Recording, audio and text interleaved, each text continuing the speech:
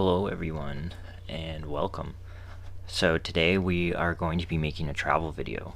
I'm going to tell you a few of the key components that you should keep in mind when creating one, and then we're also going to construct a part of a video, and I'll show you a couple effects and different things that you can do. So when you're making a travel video, the first thing that you should keep in mind is the location. You want to have a location scouted and everything, and you want to go into the place knowing where you want to go and what you want to do with your time. Because if you just go in blindly, you might end up wasting more time than you want. So you should have a rough idea of what you want to do. So that just takes a little bit of research. So just searching up where you want to go, places around. So for example, I've been wanting to go to Killarney this summer. I haven't been able to get up there. I've been around but just not there yet. So I was just looking on Google Maps. Make sure you're on satellite mode, and I was just kind of scrolling around looking at what there is. Obviously you can't see everything from this angle, but you kind of get a rough idea, and I just found this one lake that was super blue, so I thought that might be a cool place to go to. So with a little YouTube search, I found this one video right away, and you can just see how blue the water is. So that's a place that I would actually really like to go to. So doing a little bit more research, I found out that you actually can't get to this lake without crossing the other lake. So knowing that, had I shown up without knowing that, I would not have had a boat to get across. So a little bit of research can go a long way, just to find the right location and what you want to do. And then once you find that location and you go and you're ready to shoot, you also want to keep a story in mind. It doesn't have to be anything deep and complex like a narrative or anything, but it can just be as simple as your adventure to this place. So with that, you're going to be getting a lot of variety of shots. Different angles, different close-ups, different wide angles, different cameras, slow motion. If you have a drone, if you have a gimbal, use a gimbal. Any equipment that you can use to add to the value of your film, you should try and use it. So these are just a couple of shots that I got. This is with the drone right here, and what another thing that I mean by variety of shots is taking the same shot a couple of times. So my friend was on this rock, and I knew I wanted to get a drone shot of it backing up while he was on there. So I ended up taking a couple of shots of this just to make sure I had a couple to work with as opposed to just one. So if I got home and that shot didn't work, then it wasn't completely a fail.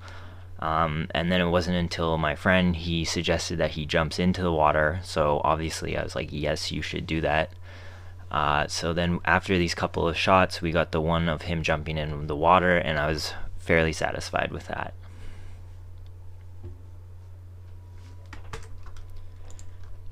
And then I also took 1080 120 FPS video for slow motion, but I also took 4K. I really like 4K's quality, so I wanted to start adding that into my videos this year as opposed to everything being in 1080. So I kind of switched back and forth, and then that just gives me a little bit more playroom to have more quality and also slow motion still. So these are just a couple of clips. You kind of want to get the setting shot of the place that you're at. You want to get stuff going into the hike to tell your story, like where you're going, the struggles you had to go through, if there is any. And then you also want some shots of people. People are really good to film as opposed to just landscapes. Not everyone connects with landscapes the same, so it's always nice to have a subject into your video as well. So these are just a couple more shots. This is a closer up slow motion, so I had a couple of shots of us jumping in wide, and I knew I wanted at least a slow motion, so I had the option to cut to that. So that was the one, and then the next one was only half a shot, unfortunately, but it was of my friend also going in. So I had just a little bit more shots to work with when it came to the cliff jumping. This is just a little bit of footage after we left. We stopped at another place. I probably won't use this in the same edit. It doesn't quite make sense unless I had more footage that could connect them all. These are also just videos from my phone.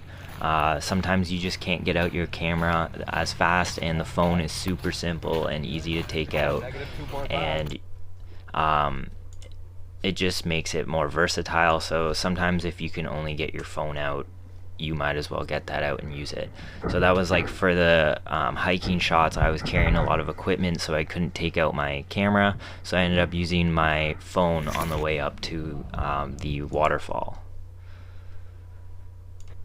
This is a shot of the puddle. It was actually quite a journey to get into the lagoon. We had to go through a lot of these like water crossings because it was flooded, and then we were also going over like large boulders that was scraping the bottom of the car. So I might want to include that in the video to show the extremities that we went to. And these are a couple of the phone shots that I got when we were arriving. They're not the best, but there's probably a couple things in there that I can take out just for the intro. Let's see what else we got. This should be rotated.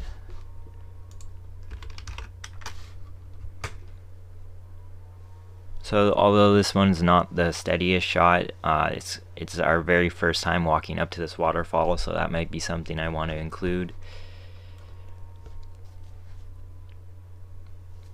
Just a simple pan. This is just showing how clear the water was and so forth.